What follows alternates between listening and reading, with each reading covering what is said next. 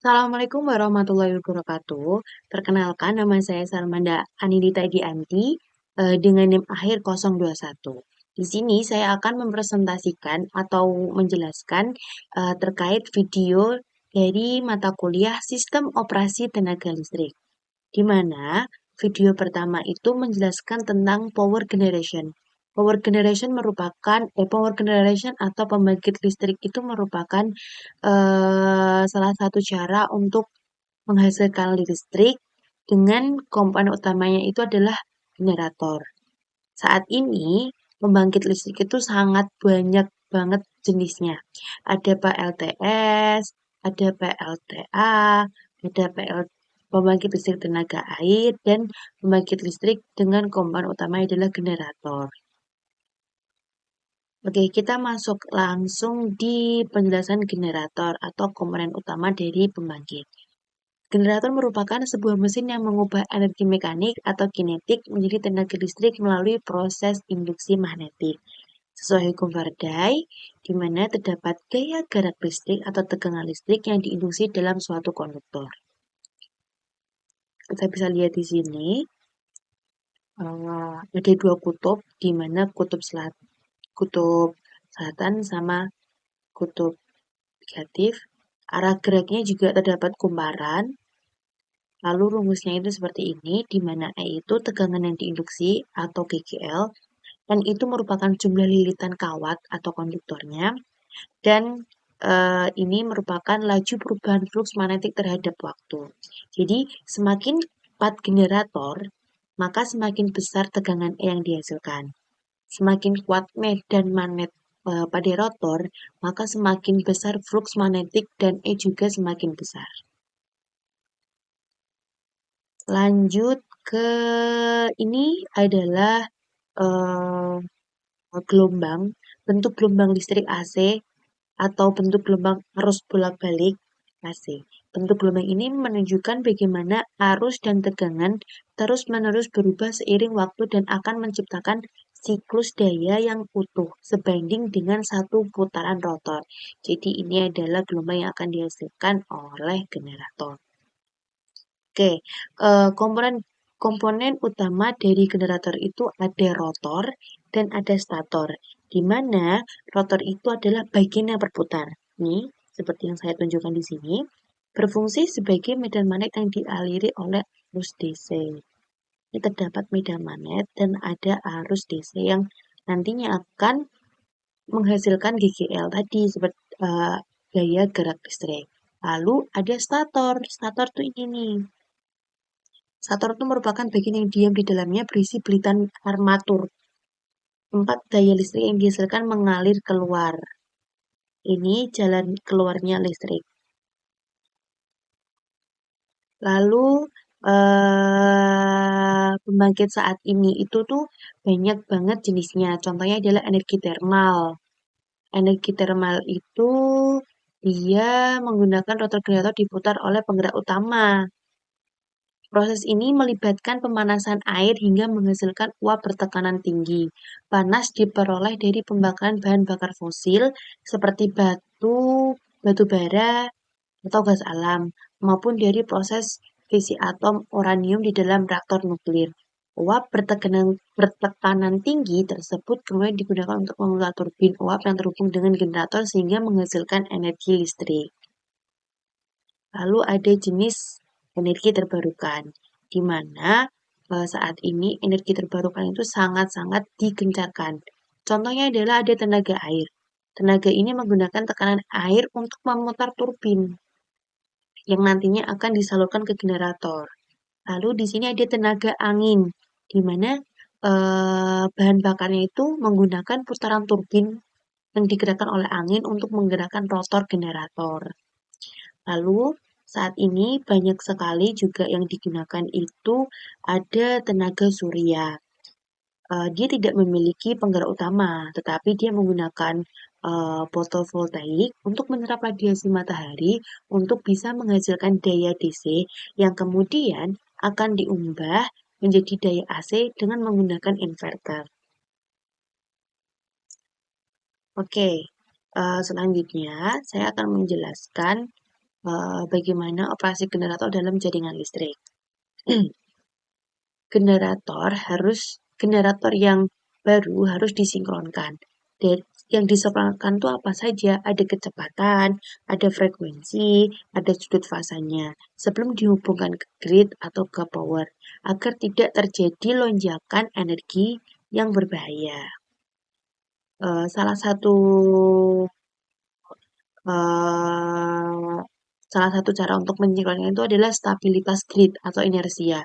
Generator besar memberi inersia putar yang menjaga stabilan tegangan dan frekuensi saat gangguan. Eh, ada juga respon energi terbarukan. Jika respon energi terbarukan itu salah satunya adalah tadi pembangkit angin dan surya menggunakan inverter, respons frekuensi cepat terhadap minim inersia sehingga kontribusi stabilitas fisik lebih kecil.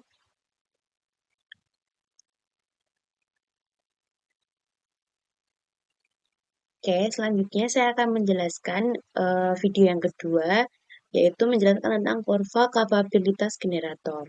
Kurva kapabilitas generator adalah grafik yang berfungsi sebagai batas operasional aman sebuah mesin sinkron atau generator AC. Kurva ini memastikan generator beroperasi dalam batasan thermal dan stabilitas fisik mesin, yang ditentukan oleh kombinasi antara daya aktif dan daya reaktif.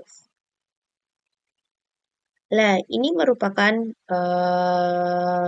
kelanjutan dari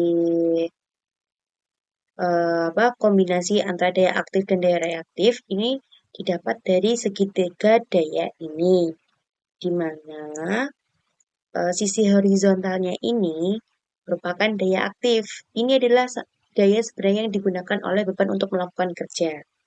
Lalu ada sisi tegak, di mana digunakan untuk peralatan induktif untuk membangun dan mempertahankan medan magnet, tapi tidak melakukan kerja. Kalau sisi miringnya itu namanya daya semu.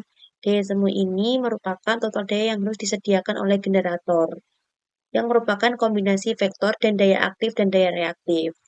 Lalu di antara sisi miring dan sisi horizontal itu ada sudut atau faktor daya, atau biasa kita sebut adalah Cosby. Ini merupakan hasil dari sudut antara MW dan MVA. Semakin kecil sudut, maka semakin efisien sistemnya. Oke, selanjutnya ini menganalisis sumbu atau yang ada di kurva ini.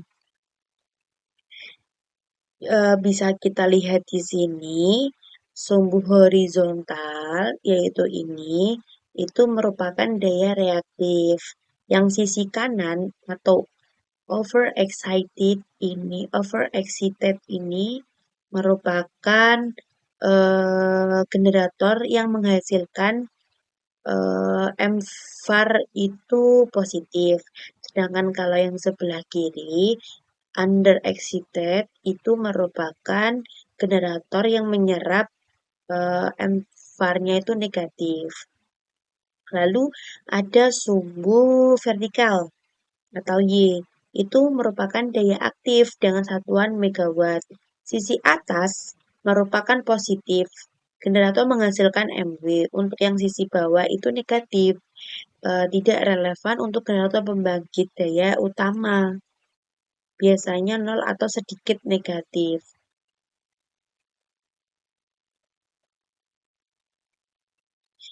Oke, kita sekarang akan membaca batasan dari kurva ini ya. Untuk yang garis lurus atas ini dia itu merupakan titik tertinggi megawatt yang dapat dicapai. Garis lurus. Untuk busur luar atau batasan untuk busur luar yang ini itu merupakan batas jarak jauh dari titik asal. Ini nih. Ini itu tuh merupakan batas jarak terjauh dari titik nol. Lalu ada busur atas. yaitu ini. Itu merupakan batas VAR positif kanan tertinggi. Untuk busur yang bawah, ini itu merupakan batas VAR negatif, yaitu sebelah kiri ini. Itu merupakan batas-batas dari sumbu-sumbu yang ada di kurva ini. Lalu selanjutnya ada batasan dan proteksi. Tadi saya sudah jelaskan di saat sebelumnya pencegahan overexcitation.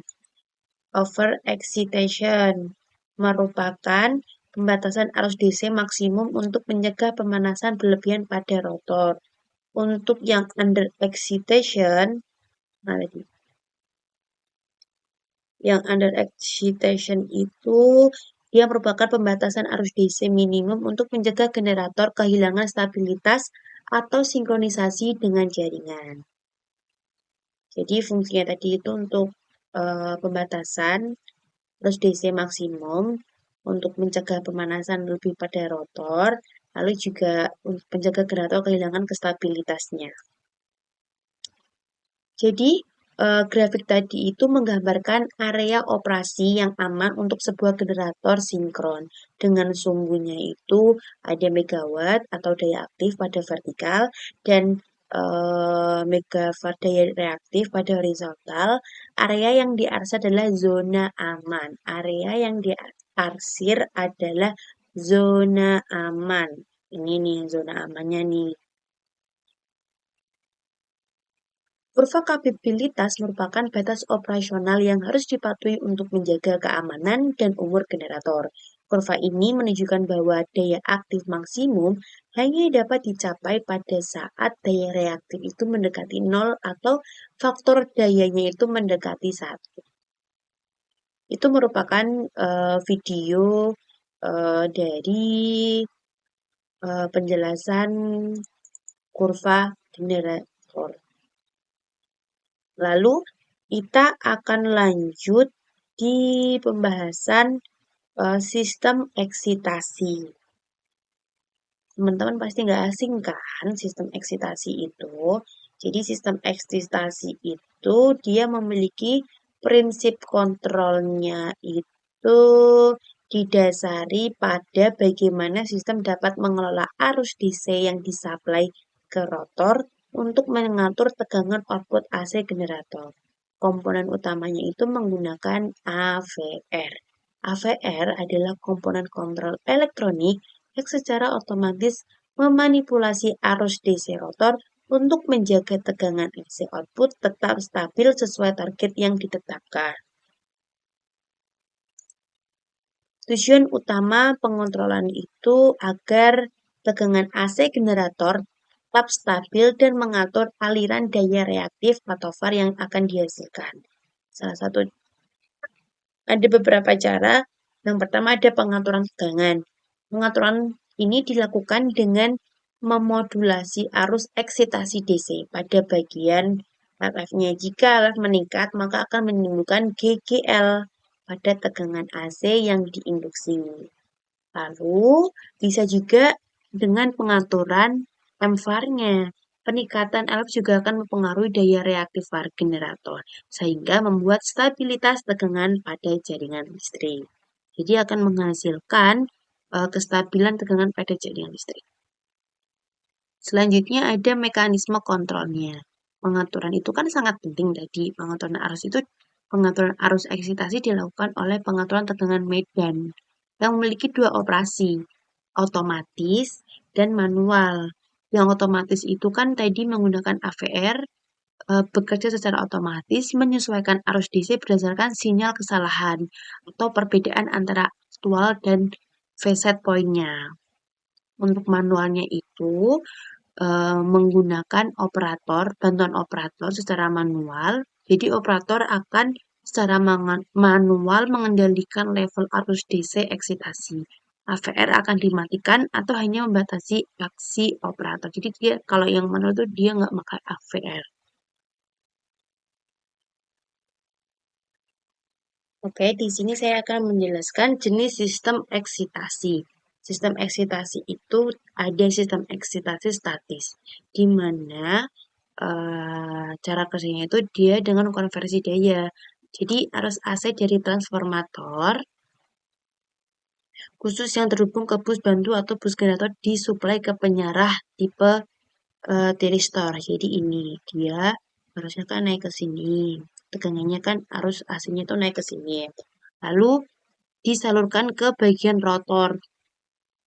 Ke ini arus DC jadi penyarah disalurkan ke belitan rotor utama melalui cincin. Jadi dia ada cincin kolektor dan sikat. Ini kolektor, ini sikatnya. Jadi ada cincinnya untuk menyalurkan ke bagian rotor. Lalu pengaturannya dengan cara apa? Dengan level tegangan DC diatur oleh regulator dengan mengontrol waktu penyalaan tiristor atau fairing circuit. Jadi dengan ini diaturnya dengan ini. Lalu kita masuk ke sistem eksitasi tanpa sikat. Eksitasi berputar itu eh, adalah langkah dari sistem eksitasi tanpa sikat. Cara kerjanya, generator AC kecil yang terdapat di ujung poros generator utama. Itu ada di paling pojok generator utama. Terus komponennya itu ada stator sama exciter. Yang stator exciter itu dia memiliki belitan DC yang menyediakan medan magnet stasioner. Ini dia. Untuk rotor exciternya itu berputar di dalam medan magnet tersebut menghasilkan tegangan AC. Penyarah berputar. Tegangan AC dari rotor exciter disalurkan langsung ke penyarah tipe dioda yang terpasang di porosnya. Koneksi langsung. Dia akan terkoneksi langsung. Output DC, jadi penyarah berputar dihubungkan langsung ke belitan rotor utama melalui kabel dalam poros. Porosnya kan ini. Sehingga tidak melakukan sikat atau cincin kolektor. Jadi perbedaannya itu kalau sistem exciter sama sikat itu dia tidak ada cincin sama kolektor, dia langsung terhubung melalui kabel. Jadi kan kalau misalnya yang sistem excitasi statis itu dia menggunakan brush, sikat, atau cincin kolektor. Oke, selanjutnya kita masuk pada bagian kesimpulan. Jadi bisa kita simpulkan sistem eksitasi adalah mekanisme kontrol vital dalam generator sinkron yang berfungsi menyediakan DC yang diatur ke belitan rotor untuk secara langsung akan mengendalikan tegangan output AC generator dan akan aliran daya reaktif MVAR. Yang dapat kita simpulkan juga yaitu peran dari AVR. Jadi peran AVR itu yang pertama adalah pengontrol utama. Pengontrol ini dilakukan oleh AVR atau Automatic Voltage Regulator yang dapat bekerja dalam loop tertutup. Ia terus mengukur tegangan output generator dan akan membandingkan dengan nilai target atau set point untuk menghasilkan sinyal koreksi atau yang stabil. Aksi koreksinya itu memanipulasi penyarah rectifier untuk meningkatkan atau menurunkan arus DC eksitasi sehingga menguatkan atau melemahkan medan magnet rotor yang pada akhirnya menstabilkan tegangan AC generator. Lalu yang kedua itu jenis keandalannya. Jadi kan sudah kita bahas ada jenis eksitasi statis sama tanpa sikat. Yang statis itu menggunakan penyarah yang diam di luar poros. Arus DC disalurkan ke rotor melalui cincin kolektor dan sikat. Jika yang tanpa sikat, dia menggunakan generator AC kecil yang terpasang di poros bersama penyarah berputar. Ini menghasilkan kebutuhan akan sikat dan cincin kolektor meningkatkan keandalan dan mengurangi perawatan. Lalu yang ketiga itu pentingnya proteksi pada sistem eksitasi ini.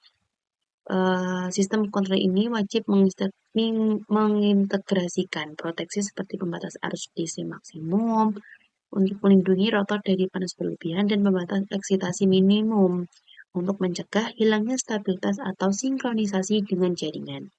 Memastikan generator beroperasi secara aman di dalam kurva kapabilitas yang ditetapkan. Oke, sekian video kali ini penjelasan tentang mata kuliah sistem operasi tenaga listrik. Sekian dari saya.